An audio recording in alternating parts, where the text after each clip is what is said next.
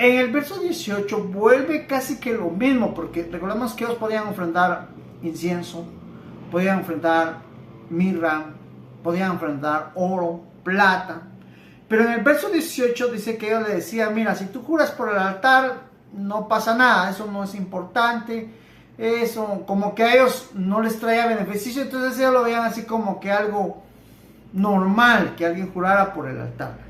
Pero que jurara por la ofrenda sobre el altar, digamos que en este caso era oro, o lo que pudieran llevar de valor, eso sí era importante, pero como les digo, en este caso, tanto el oro o la ofrenda, si era monetaria o algo así, ellos estaban viendo su beneficio, mas no el beneficio de Dios, ni mucho menos el beneficio de la persona que estaba llevando la ofrenda. Entonces, hoy en día eso se ve. Realmente, si nosotros no leemos la Biblia, no podemos percibir todo ello. Ahora, no se trata de decir, este está usando mal, no se trata, sino se trata de discernir lo que a mí me están enseñando. Digamos, si alguien me dice a mí, mira hermano, es mejor que usted traiga una ofrenda de 3,000 quetzales que una de 100 quetzales. Eso no es así. Digamos, Dios no está, de cierta manera, poniendo más importancia al dinero. Jamás lo va a hacer Dios. Pero tenemos que entender, cierto, ¿es más útil 3,000 quetzales que 100? Claro que sí. Pero no significa que 3,000 sean más importantes que 100 quetzales. Entonces, eso es lo que nosotros necesitamos comprender para saber también ofrendar y entender cuando alguien nos quiere manipular respecto a la ofrenda. En el verso 19 el Señor vuelve a decir, ciegos, ¿qué es más importante? ¿La ofrenda o el altar? Pero tenemos que entender que al poner la ofrenda la tenían que poner en el altar. Entonces el altar es lo más importante, porque el altar purifica la ofrenda. Digamos, al poner su ofrenda sobre el altar, lo purifica. Pero ellos enseñaban que no era así, sino la ofrenda era más importante. Entonces, si nos vamos dando cuenta, consecutivamente el Señor lo va tocando varios puntos acá, pero al final es el mismo objetivo, la ofrenda. Entonces, hoy en día, esto también se puede percibir, digamos, hay personas que ya no miran, digamos, la adoración, la alabanza, que ya no miran la humillación, el ruego a Dios, ya no ven todo eso, sino que realmente están viendo más que lleven ofrenda, que de cierta manera los beneficia a ellos, que la ofrenda es más importante que la palabra, ¿okay? O cierta cosa, o alabanza, o oración, es más importante, y no. Y créanme, les voy a tratar de decir, normalmente, humanamente, nosotros podemos caer fácilmente en esto, porque yo sé que alguien mira, pero hermano, acuérdese que en la iglesia hay gastos y esto y lo otro, y la ofrenda, sí es cierto, pero el Señor no quiere que nosotros empecemos, esto es más importante, esto es más, no, todo es importante, todo es útil, pero no podemos poner esto es más importante que otro. En este caso, viendo el beneficio propio, no se puede hacer, sino el beneficio mayor, pienso, es el beneficio de Dios, de darse a conocer y tener un altar, un lugar donde pueda reunirse con su pueblo. En el verso 20 él habla y dice, el que jura por altar no solamente está jurando por el altar, sino también por todo lo que hay en el altar. Digamos, tenemos que entender que ellos dividían lo importante, o dividían el altar y la ofrenda. Y el Señor dice, no, la ofrenda, digamos, el altar es importante porque la ofrenda que es puesta en el altar es purificada por el altar. Entonces, ambos son importantes. En esta parte, él más o menos está dando a entender y aclara lo que hace un momento yo hablaba. Todo es importante, digamos. Dios dejó que se llevara oro, que se llevara dinero. Claro, porque Él sabe que es importante, pero nunca podemos decir más o menos. Es más o menos la idea que necesitamos entender. No podemos poner esto es más importante, no. Necesitamos entender que todo es importante y que podríamos decir, por necesidad, Dios dejó que todo esto nosotros lo viéramos como importante, pero jamás más importante. En el verso 21 él aclara lo importante que es jurar por el templo.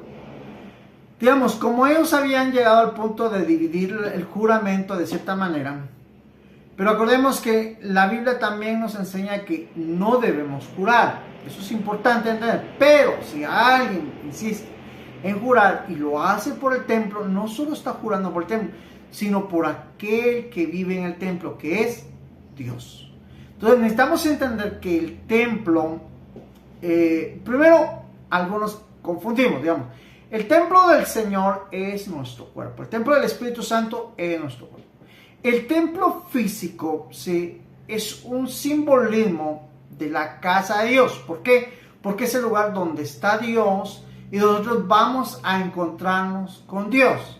Entonces hablo de esto porque lógicamente algunos dicen, pero si Dios vive en el tercer cielo y vive allá, que ni el cielo lo puede contar, es cierto.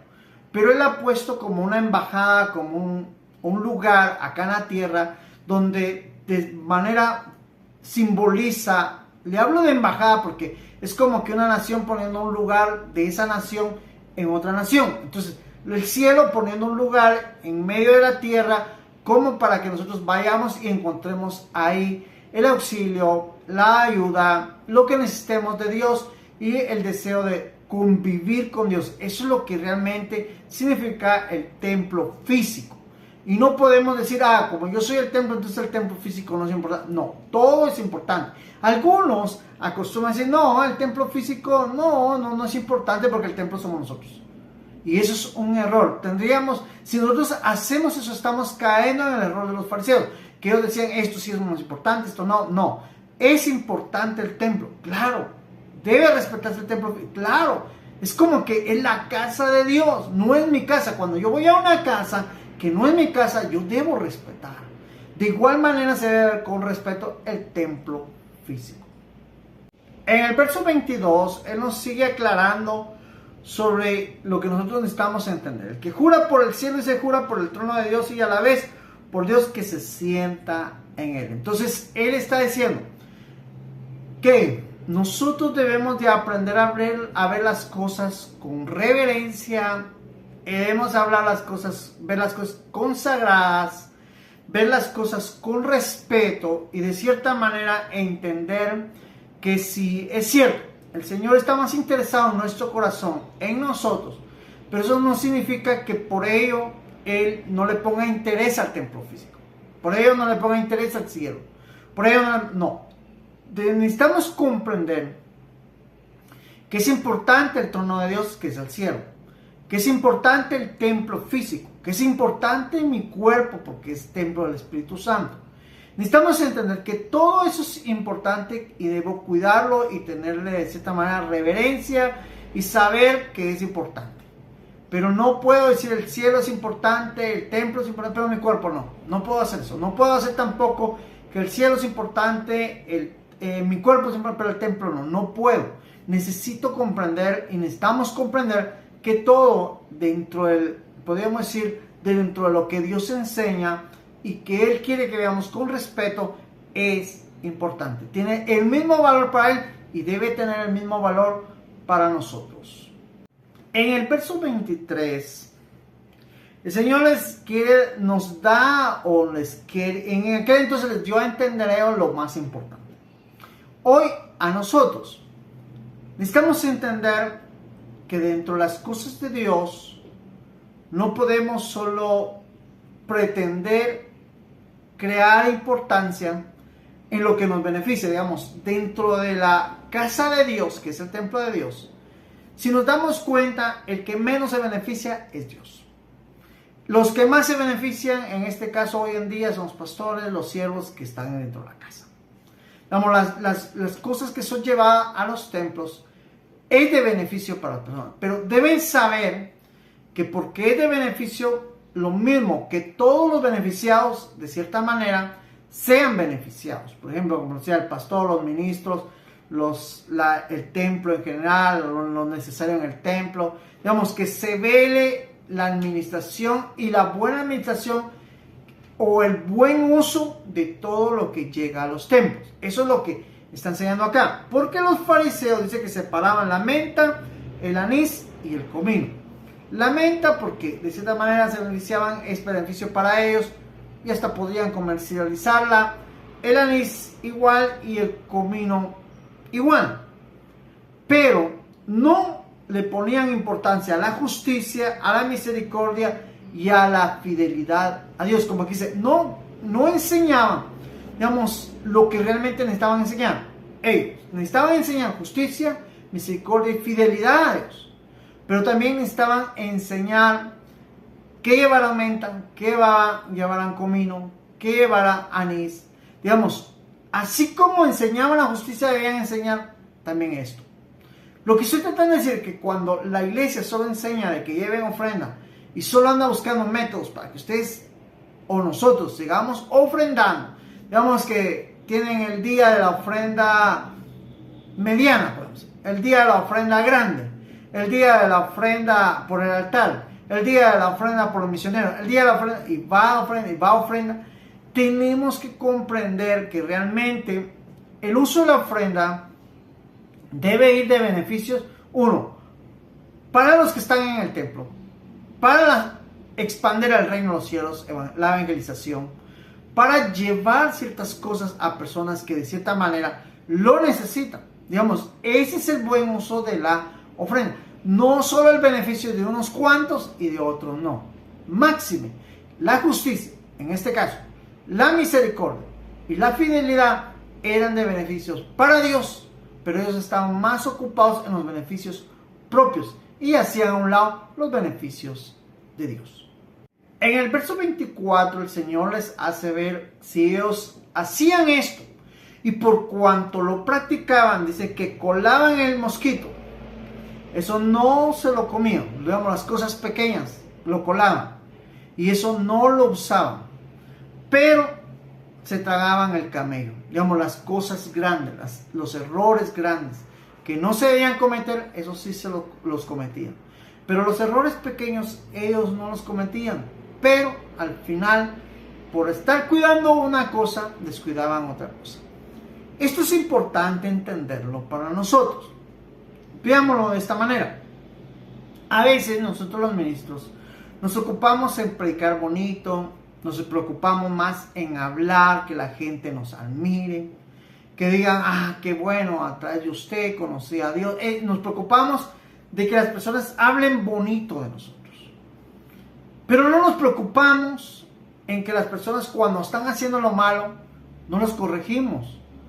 No porque van a hablar mal, van a decir que yo soy muy tajante, que yo soy muy espiritual o que yo soy muy de cierta manera podríamos decir que nosotros exageramos, que ellos también son hombres y que pueden pecar y que pueden hacer esto y que de cierta manera hacen cosas que no son importantes. Crean, delante de Dios todo es importante, todo, y no se debe ponerle más interés a una cosa que a otra cosa. Digamos, no se le puede poner más interés a la construcción de la iglesia si no hay una buena enseñanza. Una enseñanza que esté doctrinando, una enseñanza que esté formando a la iglesia para estar pura delante de Dios. Sino que debe haber importancia en la construcción de, claro, pero también debe haber una buena enseñanza que esté formando a la iglesia para ese encuentro con su Salvador. Eso es importante entender. En el verso 25 el Señor les está hablando de que los fariseos tenían la actitud de cuidar la apariencia, de presentarse como personas intachables en apariencia. Pero dice que ellos practicaban el robo y la avaricia, eran avaros. ¿Por qué? Porque estaban más preocupados por la ofrenda que llevaba el pueblo. Y de cierta manera robaban. Entonces necesitaban ellos, como quien dice, que nadie se diera cuenta de su robo, que nadie se diera cuenta del deseo de riqueza que había en ellos, de lascivia que había. Pero de cierta manera, que nadie se diera cuenta que ellos tenían eso, porque la apariencia que llevaban era como que si ellos nunca robaran y si ellos nunca tuvieran avaricia.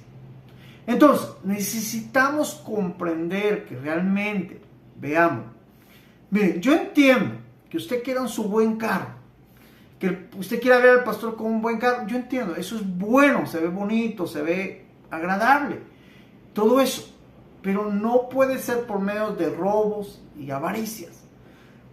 digamos, no puede inventarse el pastor. Aquí va a decir, bueno, hermanos, necesito un carro nuevo. No lo puede hacer. Porque entonces ahí está dando a conocer su avaricia. No lo puede. Alguien dirá, pero sí lo hace. Bueno, ahí ellos. Porque la Biblia me está diciendo a mí que hay de los que hagan estas prácticas. Ese hay es una lamentación porque están mal usando lo que no es importante. Digamos, créeme, el pastor se le puede comprar un buen carro, cómprenselo. Pero no se puede, iglesia. Entonces, esa es vivir nuestra realidad, pero no estamos en aquello de meternos a problemas por querer aparentar algo. Entonces, necesitamos comprender eso. Créanme, yo lo he visto. Como yo hoy en día le digo al Señor, yo ahí tengo muchas cuestiones que necesito cubrir, le digo al Señor, yo lo hice por esto, y yo le explico al Señor. Y alguien dirá, pero ¿por qué le explicas?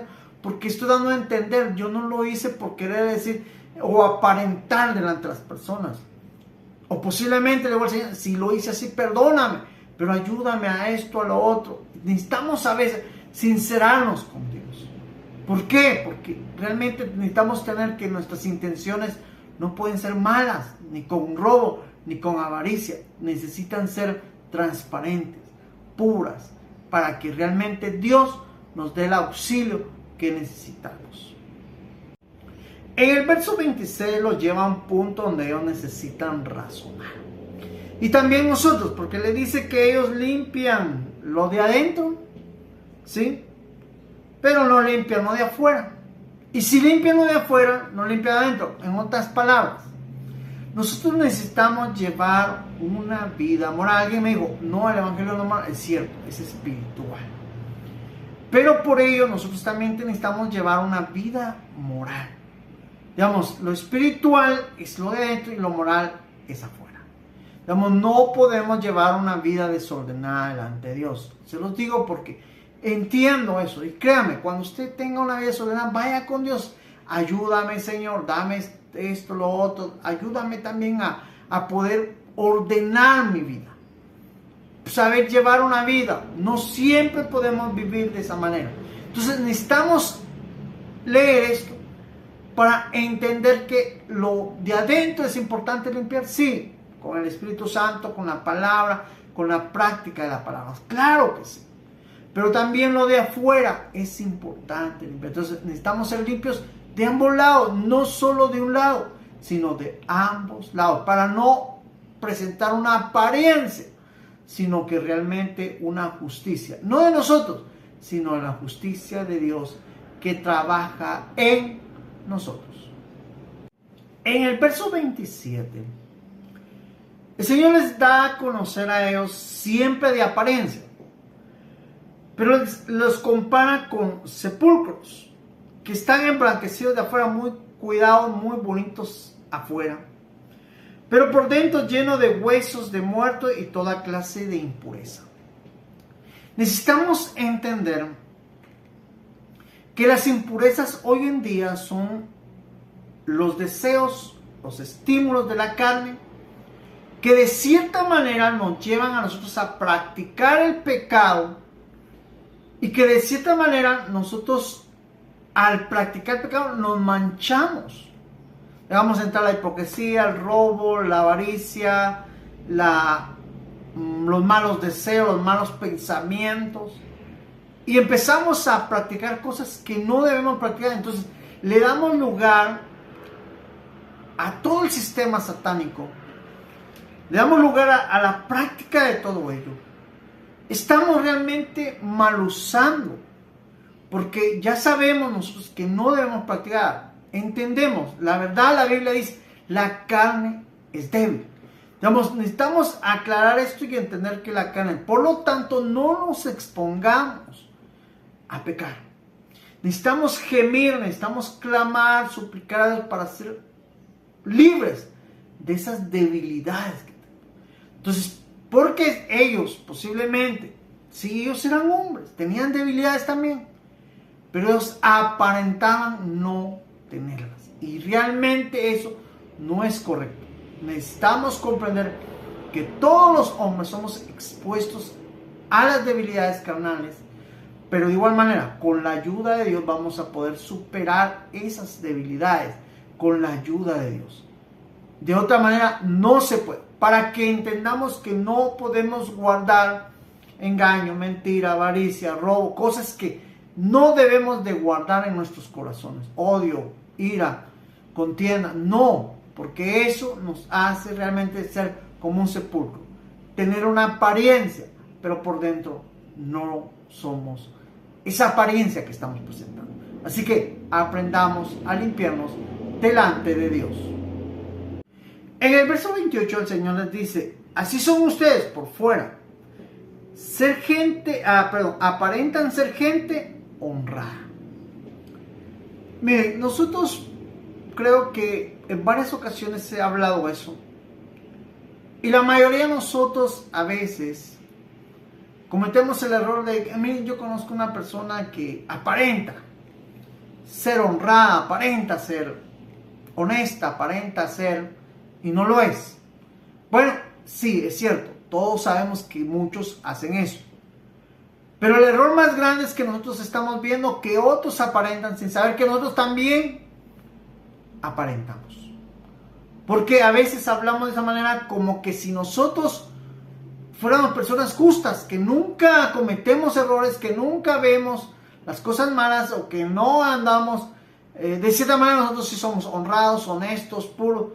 Y créanme que a veces, lamentablemente, las personas que más ven que otros solo viven de apariencia son las personas que realmente están viviendo de una manera deshonrada y aparentan ser personas honradas. Entonces, el punto acá no es ver la deshonra de los demás. El punto acá es ver la deshonra de nuestra. Entonces, dejemos a veces de estar señalando, de estar viendo qué hacen los demás. Preocupemos más de vernos qué hacemos nosotros. Eso es el punto y el buen punto de aprendizaje en esta parte.